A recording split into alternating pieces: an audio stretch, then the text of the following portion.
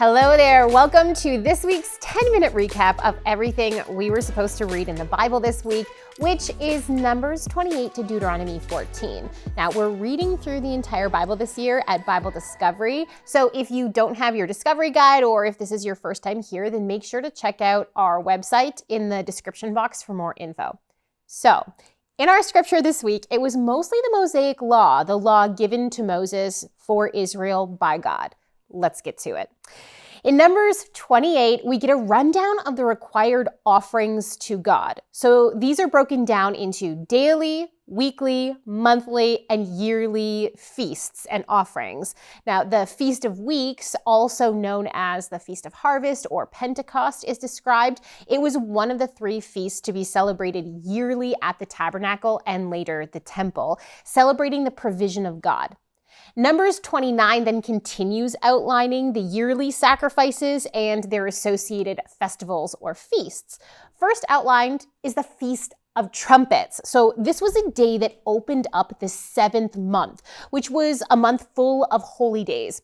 And next is the Day of Atonement that was held on the 10th day of that 7th month. So this was the day that the scapegoat sacrifice happened, and when the high priest would make atonement for the people by going into the Holy of Holies.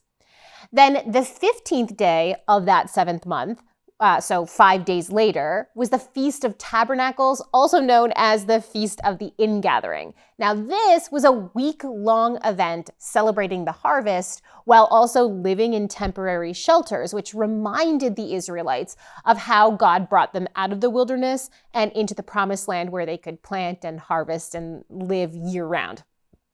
Numbers 30 is all about vows to God, but specifically it outlines protections for women who would make vows to God. Now, due to the patriarchal structure of the ancient Near East, women who were living in their fathers' homes and married women were at risk of having their vows to God overturned or not taken seriously by the men in their lives.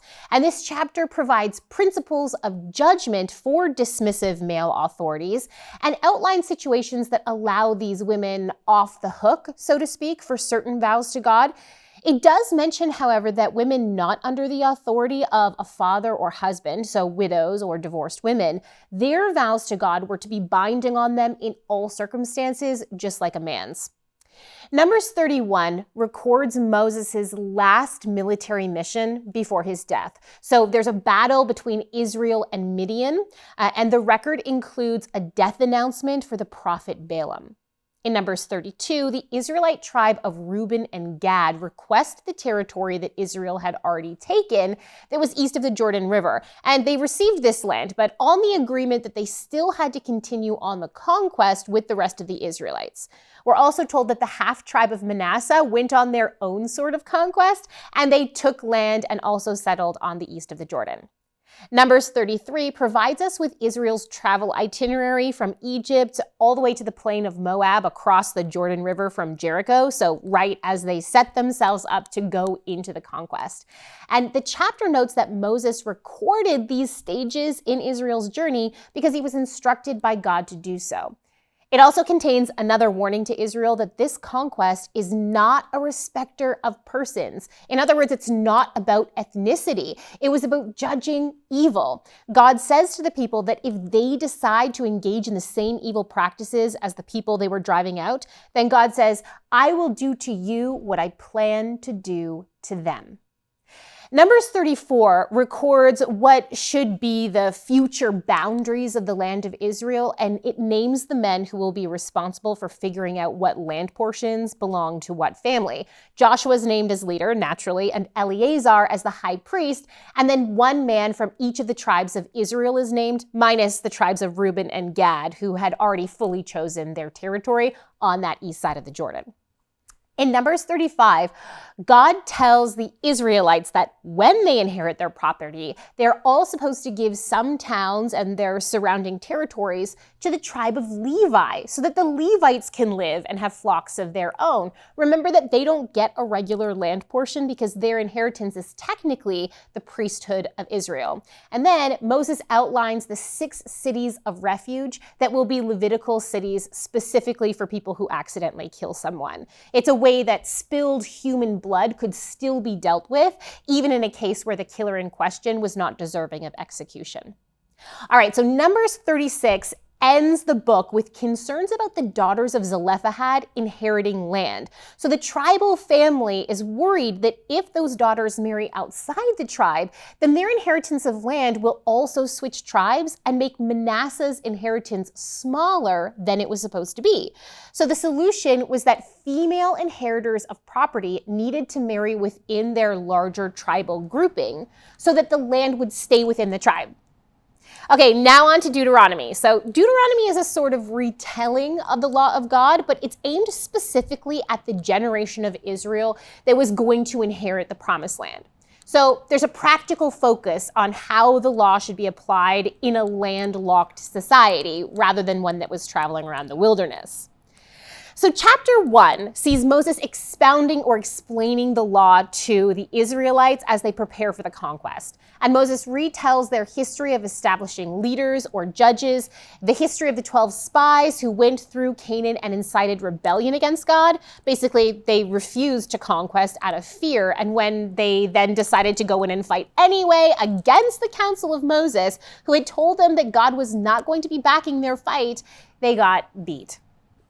Deuteronomy 2 retells the history of the Israelites spending 38 years in the wilderness. So there's this really interesting note, a few notes actually, by Moses about how God would not allow the Israelites to fight certain people groups like the Edomites and the Ammonites because God had given their land to them, and how they, the Edomites and the Ammonites, etc., had forced other nations out of those lands and taken them over. So this seems to be Moses providing historical examples for the Israelites of how God had done this sort of thing, this sort of conquest before. He had given land grants to people groups and enabled them to take and hold those land grants. There's also a record of the defeat of Sihon, king of Heshbon, and his territory when he refused to let the Israelites pass through his land peacefully. Deuteronomy 3 records the defeat of another pagan king who came against the Israelites, Og, king of Bashan. So how the tribes of Reuben, Gad, and half-tribe of Manasseh split the taken territory, and then how God had Moses commission Joshua to take over as the leader of Israel. Deuteronomy 4 commands and admonishes the Israelites to obey God, to adhere to the covenant that they have with him.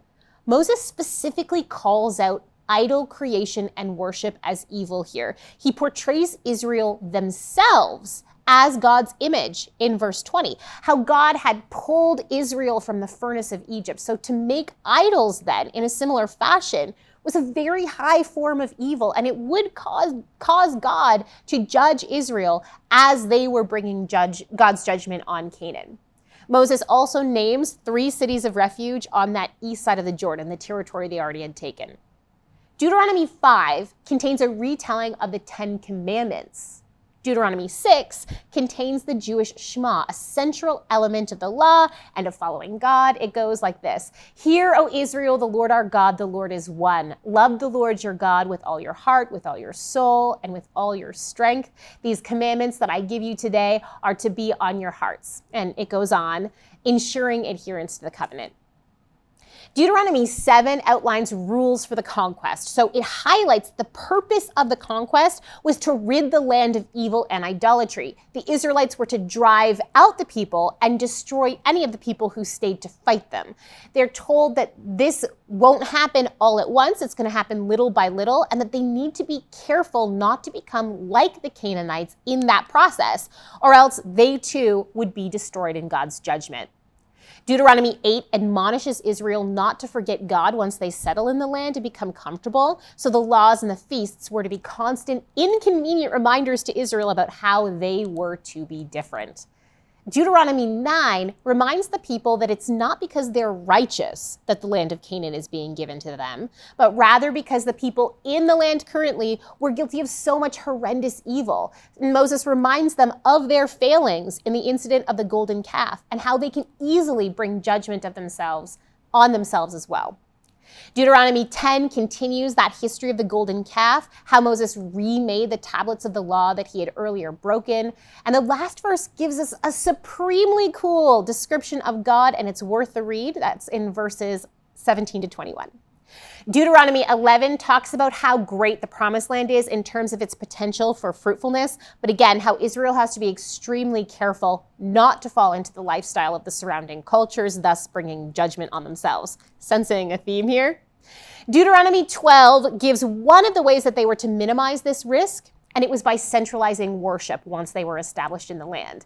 Chapter 13 discusses how serious of a crime worshiping other gods was. It was a capital offense, as was false prophecy.